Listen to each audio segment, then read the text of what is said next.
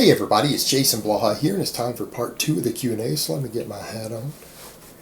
And let's go ahead and knock this out. Alright, first question. Hi Jason, I may be in the minority here, but I'm a 37-year-old mother of 4. Excuses aside, I've really let myself go. I started following your program recently, and the guys in the gym keep telling me I should get on the treadmill. Rude, right? I need to lose about 90 pounds, give or take. Considering I wouldn't mind the muscle gains and never having to step on the scale again, advice? Should I be focusing more on cardio as I have so much weight to lose? Yeah, she's talking about, look, she's tried cutting food and everything back. She's doing other stuff with her diet. She's got a breastfeeding baby. All right, let's talk about this for a moment. As far as this goes, no, you need to be doing both. Ideally, if you have 90 pounds to lose, I wouldn't focus purely on either weight training or cardio. I think the best course of option for you is a combination of both. Now, because you're weight training and because you're carrying extra body weight, I'm going to recommend you do low intensity cardio. Go for walks. Take the kids on a walk. All right, you got a baby, put the baby in a backpack. Get one of those harnesses and go walking with the baby. Try to get yourself in at least 30 minutes of low intensity cardio every day. Keep doing the weight training, and you know what? I think you'll be fine. That's your winning combination right there. For someone like that, you're going to be busy, you're going to be active, having 4 kiddos, having a baby. You have gym time, so get in the gym and lift 3 days a week. Reduce the amount of refined foods you eat. Reduce the amount of refined foods you eat and start walking. Try to get 30 minutes of walking in of some type every day, even if it's walking the kids. Get up and do some extra list cardio. I think the combination is your winning combination right there, those 3 things, and you'll be just fine over time. Because again, the muscle that you build is going to help you lose fat because it's going to increase your metabolic rate and it's going to offset the loss of metabolism from you losing weight, because that's something people need to consider. When you're 90 pounds overweight, it's actually really easy to lose fat because you have so much extra body weight that if you just eat more satiating foods and you get up and move around, you'll start losing weight, but your caloric burn will go down. After you've lost 30 or 40 pounds of fat, you use less fuel just walking around. So the weight training will help you offset some of that because the muscle gains will help speed up your overall metabolism. And it won't necessarily speed it up for someone who needs to lose 90 pounds, but it will help you not have as low of a metabolism as you lose weight. It'll help offset it to some extent. It'll make it a lot easier for you in the long term. But cardio only, I would never recommend for weight loss. These people don't know what they're talking about. You really need the combination of the two, ideally. All right, next question. What do you think of rotating exercise selection to achieve progressive overload and a cut/recomp to get progressive overload and maintain and possibly build muscle and strength? I'm talking about similar movements like pull-ups to chin-ups, front squats to back squats, barbell rows to T-bar rows, etc. You know what? I have no trouble with people doing close variations of their big exercises. There's a lot of benefits to that. But if you honestly think it's going to help you recomp by switching, no, not if you're just switching randomly, because you need to remember your first workout or two, you're weaker on those exercises because you're learning the movement patterns. All right? That's not real progressive overload. It's that your muscles are probably already strong enough to do the lifts. You just have bad motor patterns. So the first session or two in which you do an exercise, the weight might go up, but until you've done probably that 3rd session, you haven't started stimulating new muscle growth with it. Because simply put, you're learning the motor pattern. And it might be recruiting some muscle fibers. It might be stimulating growth, but it's not doing so with the progressive overload the way you think it is, because when you switch to a new exercise, your strength gets a little boost real quick the first session or two. That's normal, but that's motor unit learning. That's not you putting more tension on the muscles or better muscle fiber activation that first session or two because it jumps so much. So you're kind of misunderstanding it in that regard. It would take a couple of sessions of doing a new exercise before it started probably stimulating new muscle growth, unless you came in and did a bunch of volume of it.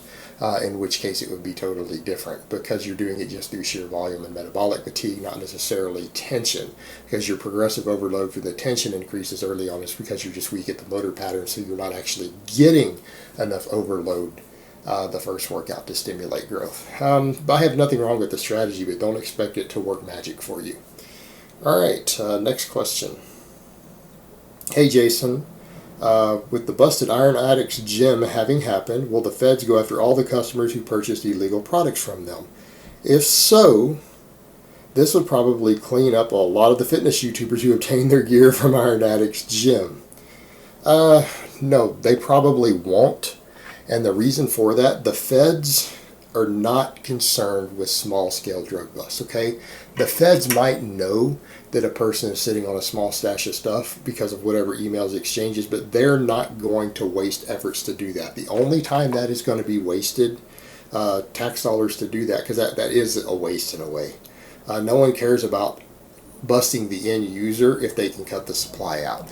Meaning, our policy shouldn't really be dictated to catching the end user unless they're just stupid. People who get caught for being users of drugs just because they messed up in some way. No one goes and puts out warrants to catch a small-time user who isn't distributing. No one cares about that.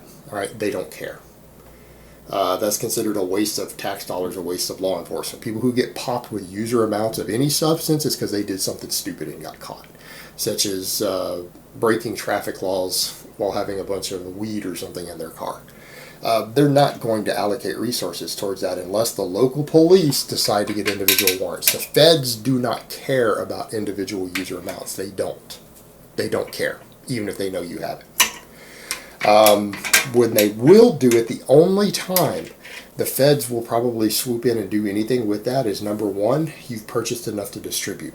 All right, if you've purchased enough that they can tell that it's not personal use and they think they have intent to distribute, they might kick it over to the local police and have them issue warrants and go handle it. The DEA probably isn't going to get involved, though, unless they think you're distributing across state lines.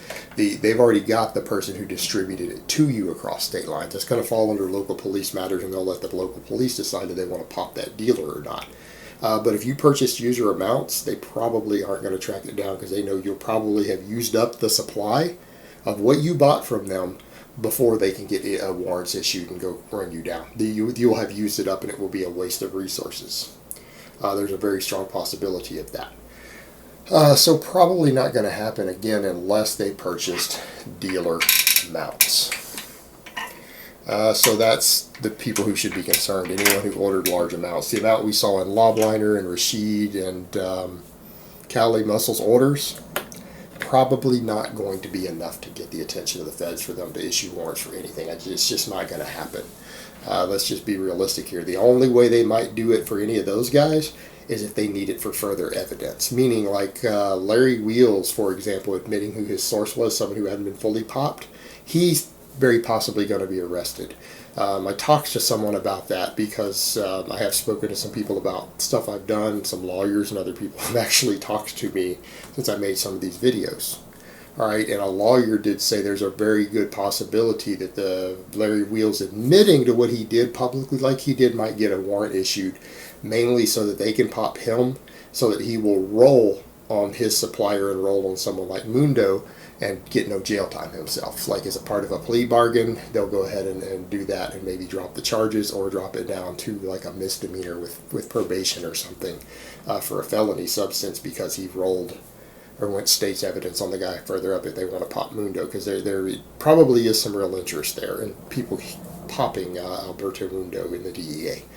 They just need to compile enough evidence. So someone like that might get arrested purely to go state's evidence, just so that they can make them squeal on the guy and get off. It's a leverage thing. All right, next question. Hi Jason, longtime subscriber from the Ice Cream Fitness days. Thanks for the knowledge and videos. My commercial gym only has the fat and stiff bars. My maxes are 495 with no straps, mixed grip. 315, assuming that squat, shattered ankle, and long femurs, and 285 with my 6.8 wingspan, all beltless.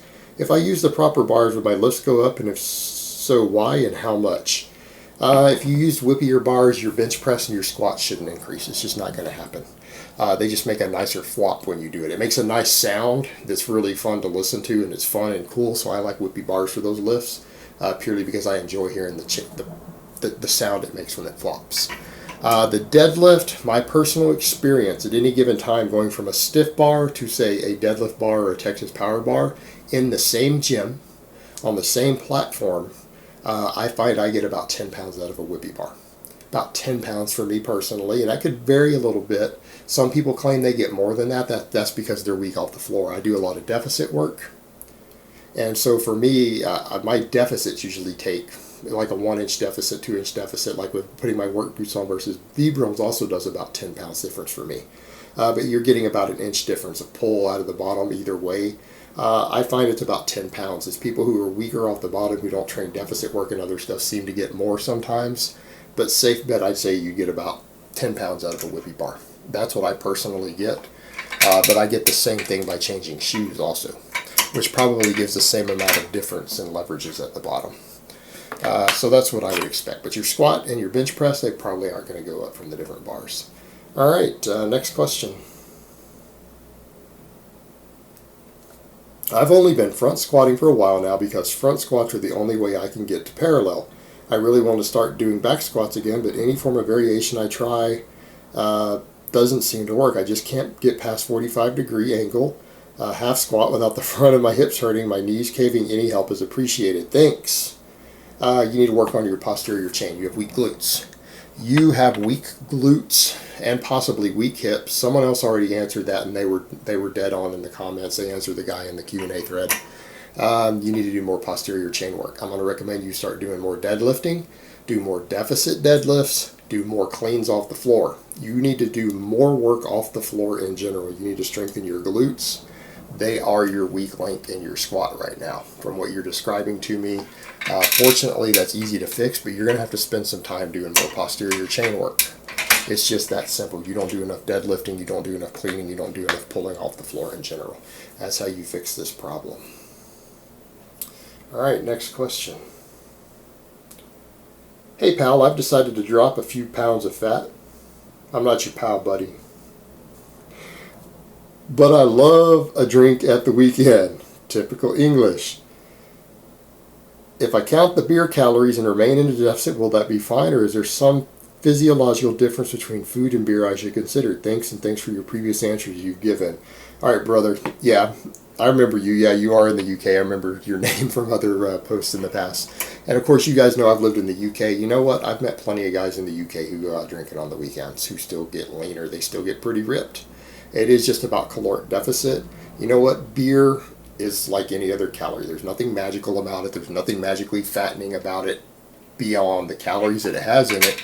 If you're in a caloric deficit and you go out and drink 5 or 6 beers or 8 beers every Friday night or every Saturday night, if you still maintain a weekly overall caloric deficit, it doesn't even have to be those specific days. As long as you're in a calorie deficit for the week, you are going to lose body fat. No way around it. That's reality. That is simply how it works. So yeah, as long as you keep up with the calories and you know you're in a deficit, you're going to lose body fat just fine, even drinking your however many pints of beer you're drinking on Friday night. Totally workable. All right, next question. What are your thoughts on below the knee rack pulls? Chris Jones promotes them. I was thinking of using rack pulls to build up my shitty traps. I deadlift twice a week, overhead press twice a week, and use cable Facepulls 3 times a week. What are you doing for rowing? Because I see what you're saying there, and those do build up your traps, but your rows and your chin-ups and stuff are massive parts of your trap building also. It's all your pulling stuff in general should be building them up. I have no trouble with below the knee rack pulls. I think they're a good accessory. Again, opposed to the above the knee. The below the knee rack pulls, a lot of people cannot deadlift as much with the below the knee as they can off the floor. Even though they've reduced the range of motion because of the starting point, some people lose a little weight on it. What I'm going to ask you is, what is it that you expect to get out of this? I understand why some people do the below the knee rack pulls for people who stick shortly off the floor on their conventional deadlift on their heavy sets. It's just something else that you can do in place of deficit deadlifts for that particular weak link to get a slight variation in the exercise. But it is an accessory movement. Do not replace your normal deadlift with it. But that being said, I would ask you, what is it that you expect to gain out of it? If you're trying to build your traps up, you need to just do more pulling work for your upper back. All right, again, you're doing overhead press, deadlift, all that stuff twice a week, Facepulls 3 times a week, but how often are you rowing? How often are you rowing? How often are you cleaning? How often are you doing chin-ups and pull-ups? If your traps are lagging, it could be the lack of that performance element. You might not be doing enough total volume on those things. You might need to be doing more pulling in general, and that's probably going to bring your traps up more than doing some variation of a rack pull. Just like anything else, when you go to something like that, make sure that you've selected that variation for a reason. I have no trouble, again, with people doing variations of the big lifts as accessory works. But they need to be for a reason. And if your goal is to build your traps up, I don't think that that's the best way to do it. I think you need to bring up your whole upper back in general, and you're probably just not doing enough overall pulling. Now, that is more overall pulling, so that might help. But again, I would question how much you're rowing, how much you're doing on chin-ups. That could be a big factor there as far as what's going on. So there's a lot of different ways to look at that. And you know what? And push come to shove, if you've got a muscle that's just lagging and you know you're doing enough overall volume on it on compounds, go ahead and do some shrugs. That's the thing I don't get from people who are like, well, my traps aren't growing even in spite of all this other stuff. Well, they should be, but if they aren't, just like any other muscle, isolate it. If you have a muscle that just will not grow enough, or you think it's out of proportion, then do an isolation exercise for it. It's not that hard. Simple solution. All right, next question. Hey Jason, what is your stance on direct neck training like neck curls, neck extensions, and such, especially in regards to martial arts? Do you need it if you follow a good program? Thanks, coach. No, I don't think you need to do direct neck work. Honestly, it's building up your traps in general that's going to give you that better neck hypertrophy that you're thinking of to protect your neck. And you're trying to protect it against concussions. And you know who gets harder than MMA players? Football players. American football players get hit in the head a lot harder and a lot more often than you do in MMA, unless you're competing against 250 plus pound guys or 300 pound MMA fighters, and you probably are. So you're not taking as big of blows as they do. And you know what? Most of them do just fine with all the cleaning, all the deadlifting. All that stuff should strengthen all of that up. If you're doing a lot of heavy pulling in general, whether it's power cleans, hang cleans, deadlifts, weighted pull-ups, behind the neck push presses, if you're doing all of that stuff, your traps and your neck should be fine. You just need to be doing enough volume of all of that pulling, and that will strengthen all of those neck muscles up. It'll give you that thickness you need, that strength in your traps you need to protect your neck from those concussions. I just don't think direct neck work is really necessary for any of that. It's just not that hard to build that stuff up if you're doing appropriate volumes of all those other lifts. And if you're not doing all those lifts, you should be. I mean, if you're an MMA fighter and you're not doing push presses, maybe behind the neck push presses, power cleans, hang cleans, stuff like that, you're not doing that stuff with a lot of volume, you need to be. You need to be, because you need that explosiveness. You need that full body explosiveness that stuff lends. That's going to make you a better MMA fighter in general. It's going to make you faster. It's going to make you stronger. It's going to make you more explosive, and it's going to build all of that up to help protect your neck. All right, next question. Hey Jason, I finished your novice 5x5, got a 100 kilo bench, 5x5, 140 kilo squat for 2x5, 175 kilo deadlift for 5, 65 kilos on the overhead press for 5x5, so on and so forth. You've even able to do weighted chins now with the 25 kilos attached. That's about 55 pounds. I am extremely happy with how my physique is looking. I have an important exam at the end of August, and I don't have time to run your intermediate program because I can't go to the gym 4 times a week. I have to study. You know what? What could you do till the end of August? Coast on the program. All right, you're happy with your results, right? You're happy with your body composition, your physique, your strength, where you're at currently, and you need to focus on these exams. You know what? If you run my program, use the same lifts you're currently using, even if it's for a while. Let's see, that's till the end of August. This is May, June, July, 3 months. You know what? If you get into the gym twice a week and keep doing the novice program and don't increase the weight on the bar, and you can only get in twice a week, some days three times a week, but if you get in at least twice a week and you maintain the lifts you have now, your physique's going to stay the same. You're going to have the same muscle mass and everything that you currently have. You're going to maintain all of your gains, and you're going to be just fine. And you can coast for the next 3 months, and you can study on these exams. You won't be pushing your body any harder because you're not pushing progressive overload. You'll keep 100% of the muscle you have. for 3 months, and then you'll be well rested and primed and ready to go into a new program after you finish these exams. Problem solved, brother. That's all you have to do.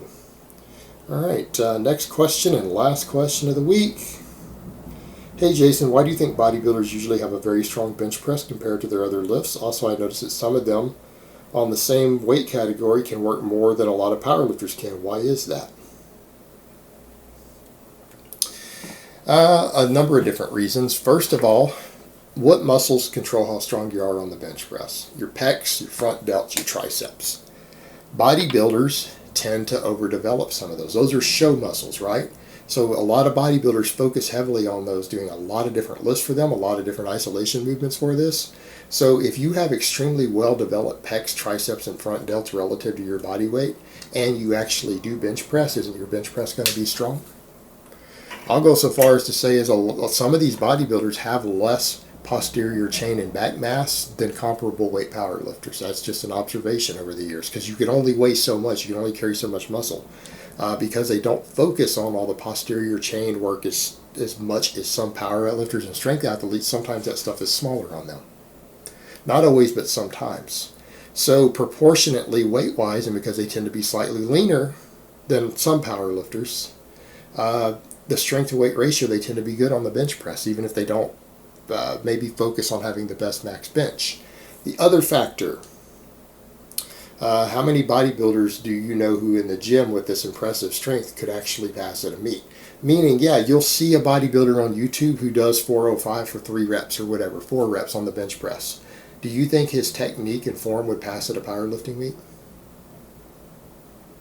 Meaning, if they weren't allowed to move their feet, their ass has to stay on the bench, and they have to pause on the chest till they're given a press command. Some of those guys who do a few reps with 405 might, in a competition environment, might find that their max bench is slightly lower than 400 pounds.